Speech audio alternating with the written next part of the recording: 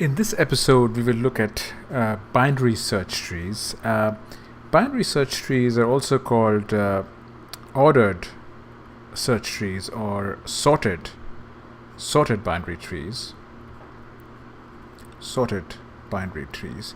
And these trees have the property that these allow the lookup and other operations to use the principles of binary search.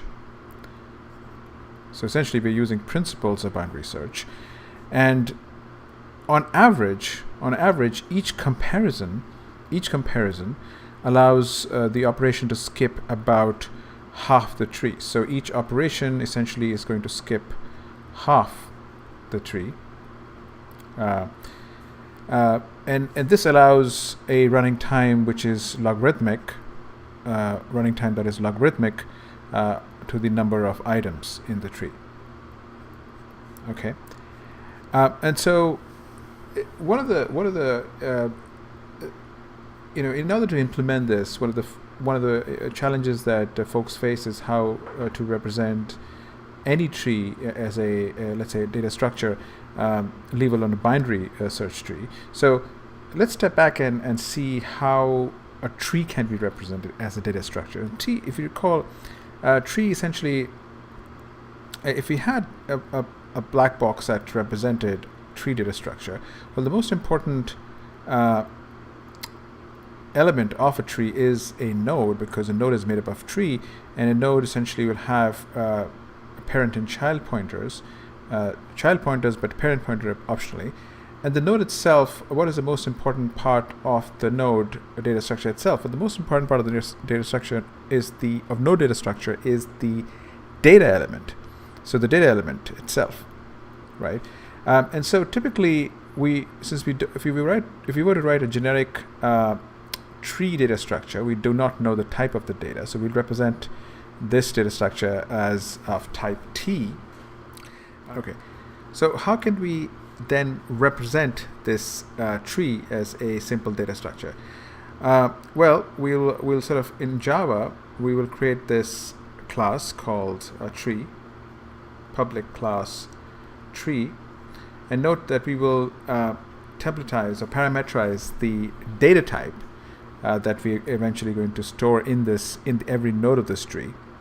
And so obviously the most important part of the tree is the root, which we will use a data structure called node to define the root. We haven't defined what node is. We'll define that in a moment. This is the root. And then we will obviously have to define what node means here.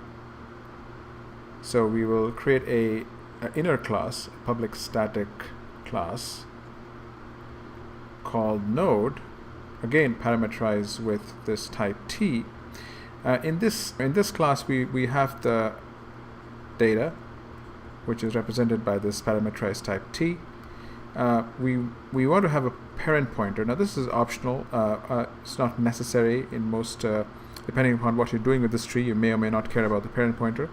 But let's assume that we add the parent pointer.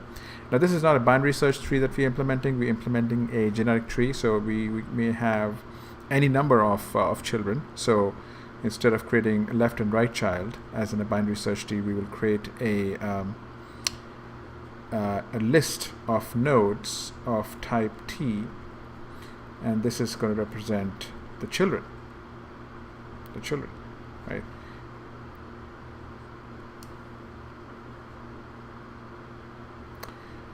Next, we're going to add a constructor for this tree. So public tree data. This is the data that we're passing, to initialize, to bootstrap the tree, such that the tree is a one node tree, which of having this data type. We will create the root, initialize the root of this type node. And we will initialize the data in the root node with the data that is supplied to us in the constructor. Similarly, we will initialize the children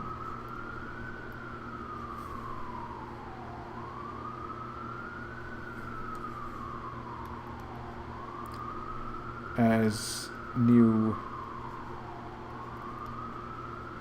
array list of type nodes of type this thing. So I think you get the idea. This is sort of how we might represent this data structure of a tree.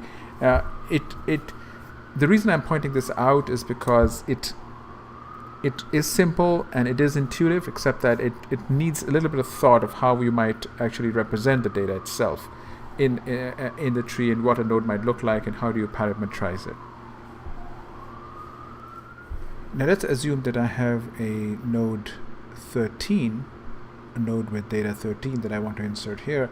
Well, by the binary search property, I will compare it with 8, and since it is greater than 8, I will look at the right subtree. Look at 10, it's greater than 10, so I'll again look at the right subtree. The right subtree is now 14, it's less than 14, so the correct place for 13 is to the left of 14. Now, one way to think about this insertion problem is to think about it recursively. Essentially, what if we know where this data fits in either the left subtree or the right subtree? So for example, if we compare the data with the current root, and if it's less than the root, then essentially we defer the insertion to the left subtree. If it's greater, then we defer the insertion to the right subtree, and this sort of assumes that we know how to solve the problem or to insert it in the left or the right subtree. So how might we represent this as a recursion? Well, we'll write a subroutine BST insert, which essentially takes the root. So root is defined as a node that we defined in the previous slide, and a value. Now in this case 13, but and what we would want to now remember that this graph could be completely empty, which could be a null graph. So we may have to create a node, a root node for you, or it may be an existing graph which may have only one node, which is a root node, or it may be a complete graph, a very dense graph. So we don't know. So we will be actually returning the root of this tree in which we are inserting this, which is represented by root. Now remember, root can be null, and also what we're trying to do here is we're trying to insert a value, a new node with value val into this tree. So we have to first define a base condition here in this recursion and say, okay, if root itself is null, then return a new node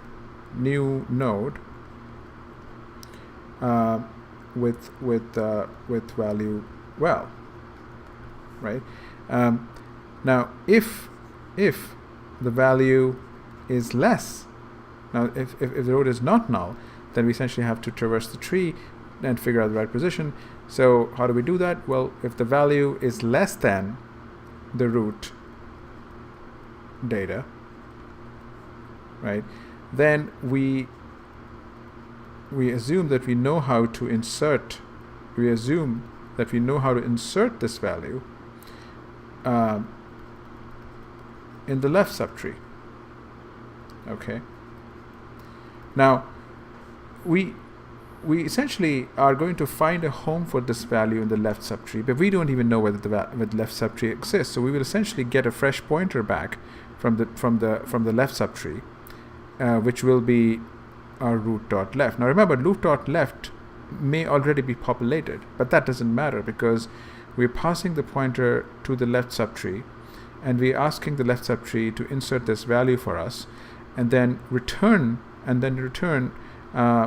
the root of the left subtree. So we may, in most cases, may just be getting the very pointer we passed to the as a parameter back,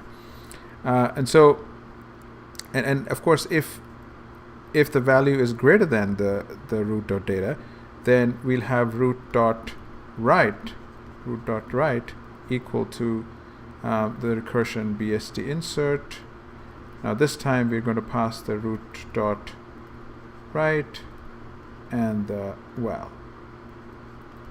Okay, and of course this is a recursion. This is our and of course here we will also, since we have to return the root finally, because we have stated that we're going to return the root, we're going to return the root at the end. So this is I mean, you can go through this and step through this algorithm and convince yourself that this works, but it's a very simple way and a very intuitive way of looking at this problem. Now let's see how we can do this non-recursively.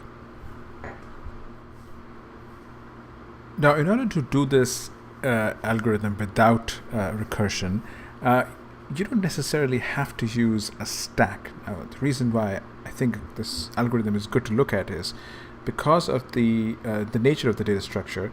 All one needs to do essentially is to have an extra parent pointer and track the parent pointer and identify the position where this new value is going to be at. So let's write this algorithm, BSD insert, this time non-recursively, and we will again define, we will have a given root which may be null, and we are asked to write this value in this tree, insert this value in this tree. And first thing, of course, we have to check whether the root that we were given is null. If not, the root is equal to a new, we define a new node with this value, and that's the end of it. Otherwise, we essentially define this new pointer, a new reference rather in Java, called parent, which we will help to track where essentially to attach this new node to. And then all we have to do essentially is find the location where we need to insert this. So while root is not equal to null, we will make sure that the parent is tracking. So we'll say parent is equal to root, and then we're simply saying if value is less than root dot val, root is equal to root dot left, else root is equal to root dot right. That's it. And then this is the end of our while loop. And notice what we also have here essentially is the parent now points to the essentially the root of the subtree where we have to insert value. So we will do a final check. We will say whether the value that we are tracking is less than the parent dot val, and if so, the parent dot left is equal to val, else parent dot right is equal to val. So this is actually a really simple, straightforward, not recursive algorithm that you can step through and convince yourself works correctly.